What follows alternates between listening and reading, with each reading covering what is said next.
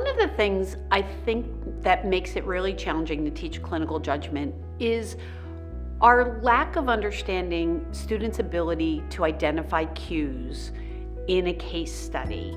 And if we don't start at that very beginning of making sure that they're able to A, recognize a cue in a case study, and B, be able to analyze that cue, I think then our students can't move on to the rest of the process, which ultimately means making a clinical judgment decision.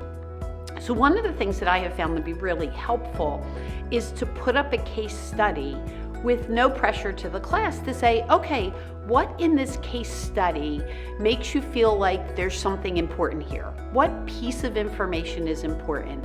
So we'll go around the classroom and people will pick out pieces of information. They're not analyzing them, they're really just recognizing what pieces of information are in the case study. And then the second piece of that is to say, okay, we now have this whole list of pieces of information. Let's try to figure out how those pieces of information may fit together. A great example of this is there's a patient set of vital signs and the patient's heart rate is 100. So a student may go, oh my gosh, that patient's heart rate is 100.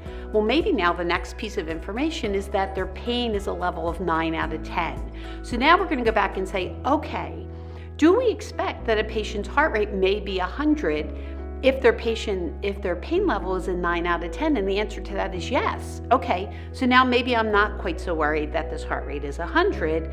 Let's move on to the next piece. Well, now I have this pain level that's a 9 out of 10. Is that normal or abnormal? Well, it depends. Why do they have a pain level of 9 out of 10? Well, they're an immediate post-op patient from a surgical procedure. Okay, so we would expect them to be in pain. What might we do about that pain? We don't want our patients to be in pain. So I think if we can step back, those things that we know as educators and as nurses inherently, we have to walk students through every single piece of information. And one of the things I found is that if we don't walk them through all of those pieces of information, they get stuck on the first or second piece of information and they don't walk through the rest of them. So as educators, we really need to focus on that very beginning level. And as students progress in our program, then increase the pieces of data that are in that case study to force them to analyze more and more pieces of information in that complex patient by the time they become seniors and are looking to leave us and face practice. So that's a great place to start, and I would encourage all of you to try to do that.